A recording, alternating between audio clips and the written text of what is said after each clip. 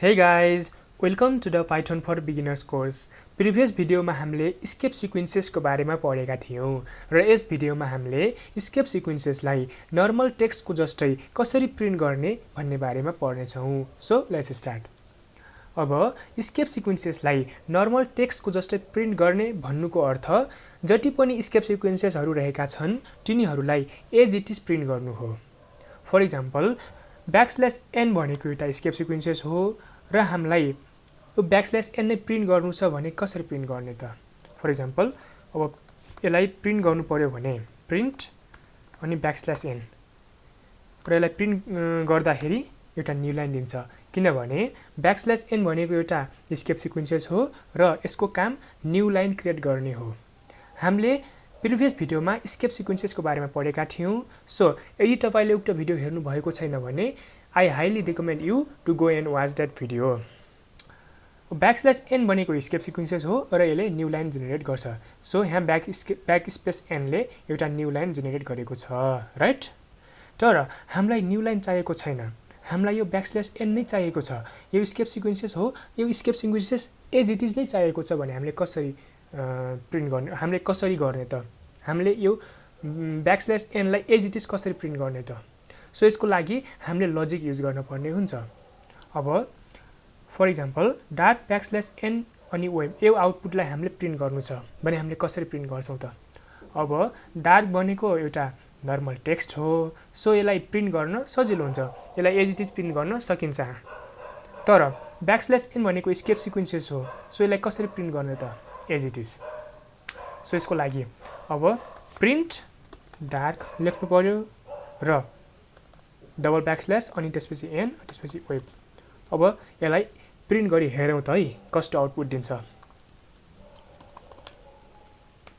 Dark \n अनि web. Wow, output त same आयो नि त, राइट? सो अब यो कसरी भयो त? ल यसको लजिक हेरौं. अब पाइथनको इन्टरप्रेटरले सुरुदेखि एक्जिक्युट गर्छ, राइट? सो सुरुमा उले डार्क देख्छ.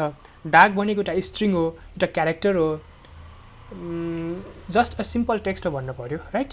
सो यसले as it is नै प्रिन्ट गर्दियो, डार्क नै प्रिन्ट गर्दियो, राइट? अब त्यसपछि उले डबल \n देख्छ, सरी डबल \/ देख्छ र उले डबल \/ देख्ने बित्तिकै उले सम्झिन्छ कि एउटा escape sequences हो र यो escape sequences ले एउटा \/ दिन्छ भन्ने उले सम्झिन्छ. सो उले सिंगल \/ प्रिन्ट गरिदिन्छ किनभने यहाँ डबल \/ रहेको छ. यो escape sequences हो र यसले एउटा सिंगल \/ प्रिन्ट गर्छ, राइट? सिंगल \/ मात्र प्रिन्ट गर्छ.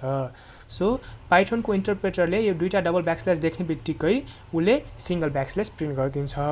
अनि त्यसपछि n भनेको त जस्ट अ क्यारेक्टर भयो, नर्मल टेक्स्ट भयो. सो यसले as it is नै n प्रिन्ट गरिदिन्छ. त्यसपछि web वेब प्रिन्ट गरिदिन्छ. वेब पनि जस्ट अ नर्मल टेक्स्ट हो. So as it is web print भयो. यसरी हामीले प्रिन्ट गर्न सक्छौं escape sequencesलाई as it is. Okay, अब नेक्स्ट तपाईले ट्राई गर्नु होला. डार्क अनि \t अनि वेब. यो पनि फर्स्टको जस्तै छ, यो सुरुको जस्तै छ. सो तपाईले यो भिडियोलाई पाउज गर्नुस् र ट्राई गर्नुस्. तपाईले ट्राई गर्नुभयो होला. अब म ट्राई गर्छु नि त. ल प्रिन्ट, त्यसपछि अब डार्क रहेको छ, डार्क नै. अब यहाँ जे पनि राख्न सक्नुहुन्छ, जुन पनि क्यारेक्टर राख्न सक्नुहुन्छ. सो सबै क्यारेक्टरहरु नर्मल टेक्स्ट नै हुन्, सबै वर्डहरु नर्मल टेक्स्ट नै हुन्, त्यो as it is नै प्रिन्ट भइहाल्छ. सो यसमा कुनै टेन्सन लिन पर्ने हुँदैन. अनि त्यसपछि अब यहाँ \t भनेको escape sequences भयो, राइट?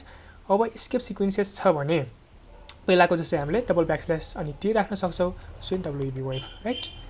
यसलाई प्रिन्ट गर्दाखेरि as it is प्रिन्ट भयो. डार्क \t अनि वेब, राइट? यो पनि पहिलाको जस्तै नै लजिक छ यसमा भनेर बुझ्नु पर्यो.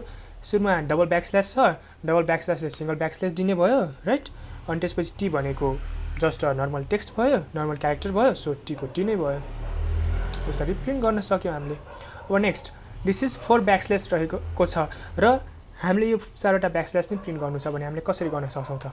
For example print this is 4 \/ अनि चारवटा \/ हामीले प्रिन्ट गर्नु छ भने चारवटा \/ लेख्दाखेरि चारवटा \/ प्रिन्ट हुँदैन. अब यसलाई रन गरौँ है त. कतिवटा \/ प्रिन्ट भयो? दुईटा \/ मात्र प्रिन्ट भयो.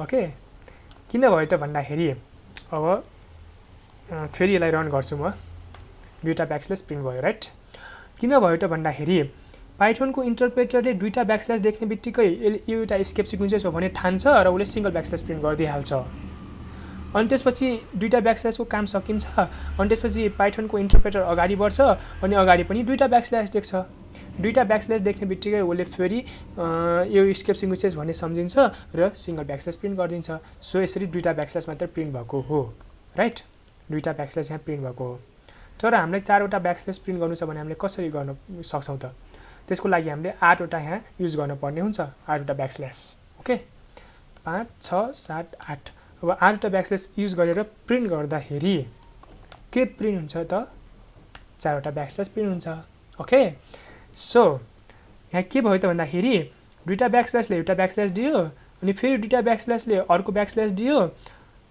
यसरी गराएर यहाँ 8वटा ब्याकस्ल्यास छ यानी कि 8वटा ब्याकस्ल्यासले 4वटा ब्याकस्ल्यास दिने भयो सिम्पल यसरी हामीले प्रिन्ट गर्न सक्छौँ एस्केप सिक्वेन्सेसलाई एज इट इज ओके अब नेक्स्ट भिडियोमा हामीले एस्केप सिक्वेन्सेसको अरू अन्य थुप्रै एक्जाम्पल्सहरू गर्नेछौँ र एउटा सर्टकट मेथड पनि रहेको छ र त्यो सर्टकट मेथड हामीले नेक्स्ट भिडियोमा डिस्कस गर्नेछौँ त्यो सर्टकट मेथड युज गर्दाखेरि हामीले यो यस्तो लजिक लाउन पर्दैन यस्तो लजिक नलाइकन पनि हामीले एस्केप सिक्वेन्सेस युज गर्न सक्छौँ एस्केप सिक्वेन्सेस प्रिन्ट गर्न सक्छौँ त्यो सर्टकट मेथड युज गरेर र त्यसको बारेमा हामीले नेक्स्ट भिडियोमा चर्चा गर्नेछौँ so see in the next video thank you for watching bye by